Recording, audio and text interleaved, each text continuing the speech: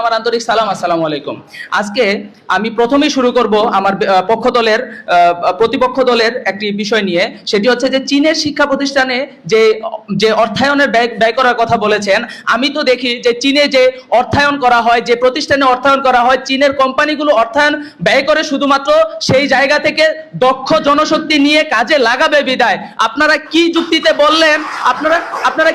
বললেন যে সেখানে ব্যয় করে অযথা? আমি আরেকটা বিষয়ে আসি যে কারিগরিতে আমরা কিন্তু একটা স্লোগান নিয়ে আসি। স্লোগানটা হচ্ছে যে একটাই লক্ষ্য, হতে হবে দক্ষ। ঠিক আছে? তো আমরা এই লক্ষ্য যখন নিয়ে ঢুকি, আমরা দেখতে পাচ্ছি যে আমাদের এই ক্যাম্পাসে, শুধু এই ক্যাম্পাসে নয়, কারিগরি সেক্টরে একটা ভালো ল্যাব নাই, একটা ল্যাব অ্যাসিস্ট্যান্ট টিচার নাই, একটা ভালো প্র্যাকটিক্যাল ক্লাস নাই। তো আমরা কিভাবে দক্ষ হব রে ভাই?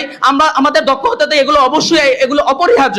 আরেকটা বিষয়ে আসি যে সমন্বয়হীনতা একটি সমস্যা হলেও এটি কারিগরি শিক্ষার্থীদের কর্মসংস্থানের মূল বাধা নয়। কারণ এই মূল বাধার আরেকটা সমস্যা আছে, তা হলো আমাদের কারিগরি শিক্ষার্থীদের মূল সমস্যা তাদের সিলেবাস, তাদের শিক্ষা ব্যবস্থা খুবই দুর্বল। এই সিলেবাস এমন একটি সিলেবাস, যে সিলেবাসের মাধ্যমে আমরা এক রাতে পরেই আমাদের সিজিপি কিন্তু 3.98 আউট অফ 4 করে তুলতে পারে।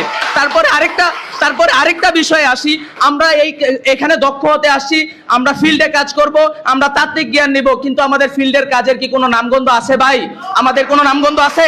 আরেকটা কথা বলতে চাই, সেটা হচ্ছে যে শিল্প প্রতিষ্ঠানের সাথে শিক্ষা প্রতিষ্ঠানের যে অ্যালাইনমেন্ট, আমরা কিন্তু এই যে যারা সপ্তম সেমিস্টারে আছে, আমরা জানি একটা জব ফেয়ার হয় ক্যাম্পাসে, আমরা কিন্তু সকলেই উপস্থিত থাকার চেষ্টা করি, সকলে সিভি রেডি করি। তো সেক্ষেত্রে আমাদের যে জব ফেয়ার হয়, সেখানে কি শিল্প প্রতিষ্ঠান আসে না শিক্ষা প্রতিষ্ঠান যায়? শিল্প প্রতিষ্ঠান অবশ্যই আসে, বিদায়ী আমরা এখান থেকে দক্ষ জনশক্তি প্রেরণ করতে পারি। শিল্প প্রতিষ্ঠান যদি আইসা দক্ষ জনশক্তি না পায়, তাহলে সে কিভাবে আমাদের সাথে অ্যালাইনমেন্ট করবে? আমার বুঝে আসে না প্রতিপক্ষ দল কি বুঝে যে এই কথা বললো যে সমন্বয়কারী মূল প্রধান সমস্যা।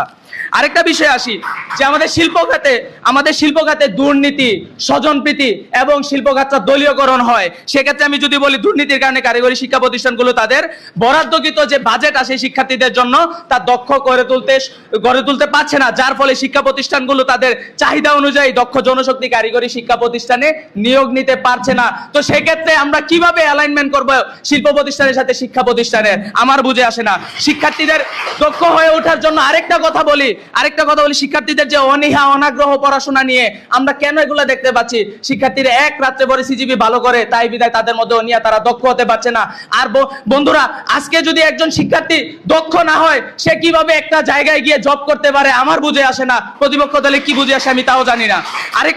আরেকটা বিষয় বলি, কারিগরি সেক্টরে উচ্চ কোনো প্রতিষ্ঠান না থাকার কারণে পলিটেকনিক্যাল লেভেলেও পড়াশোনার যে একটা চাপ সৃষ্টি হয়েছে, যে আমার তো উচ্চ শিক্ষাই নাই, আমি কি পড়বো রে ভাই, আমার তো উচ্চ শিক্ষাই নাই। তার কারণে একটা সিজিপি তোলার জন্য শুধুমাত্র এক রাত কষ্ট করে থাকে, তাই কোনো দক্ষ জনশক্তি তৈরি হয় না, শিল্প প্রতিষ্ঠানেও যাইতে পারে না। তাই